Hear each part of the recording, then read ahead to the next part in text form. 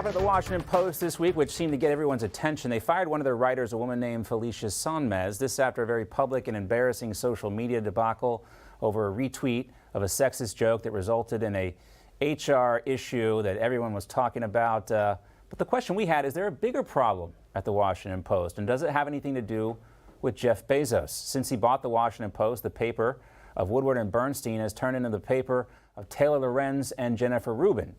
Lorenz, you probably know, she's the hypocritical reporter who worries about bullying while bullying other people online. She also likes to dox folks who are in her stories. Jennifer Rubin is one of WAPO's in-house quote-unquote conservatives, but the National Review here hit her pretty hard for being everything that she hates about Trump worshipers.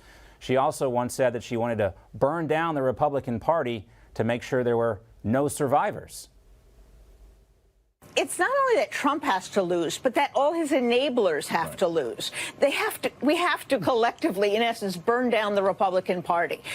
We have to level them, because if there are survivors, if there are people who weather this storm, they will do it again.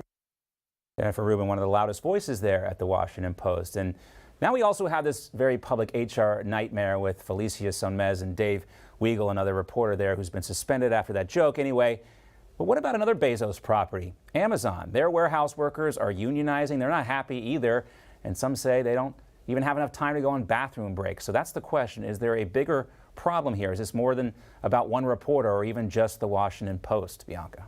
A lot of issues here to kind of delve into, and no one better than our panel here. Let's welcome them in. Founder of Long Island Loud Majority, Shawn Farash, and Daily Caller reporter, host of The Facts, Brianna Lyman, back with us today. Thanks, guys, for being with us on a Friday.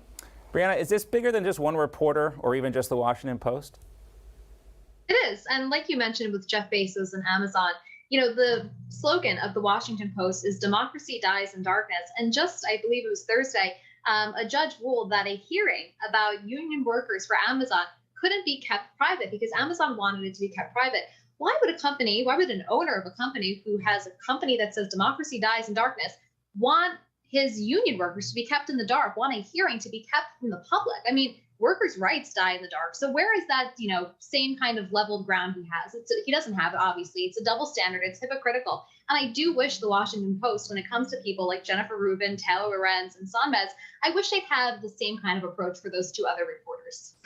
And you know who might be the unanticipated winner in all of this is Dave Weigel, the original journalist, Shawn, because he's the one who thought he was innocently retweeting what he thought was a funny joke about, women and bipolar and, their sexuality. And then he got called out by Felicia. So he's suspended without pay for a month. That hurts. Ouch, right? Didn't plan to take this vacation. But now he's sitting back at home. And, what do you think his reaction was to hearing this, that their HR, kind of called her out for not being so great to him?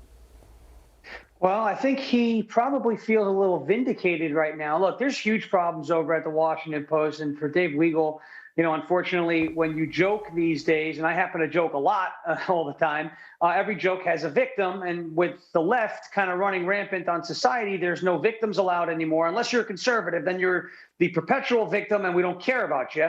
But the biggest problem with the Washington Post is Jennifer Rubin is a conservative now. Jennifer Rubin, right? She used to be a conservative.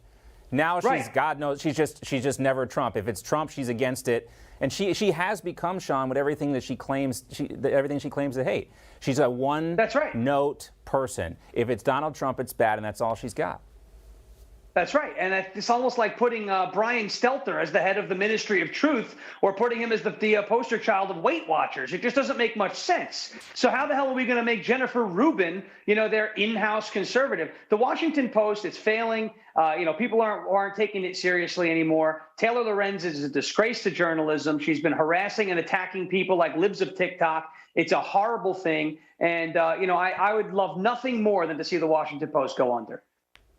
I mean, I always get sad when you see an institution like the Washington Post in this type of decay, because the media is so important. We need a powerful press to push back against the people that are in charge, but you don't see that.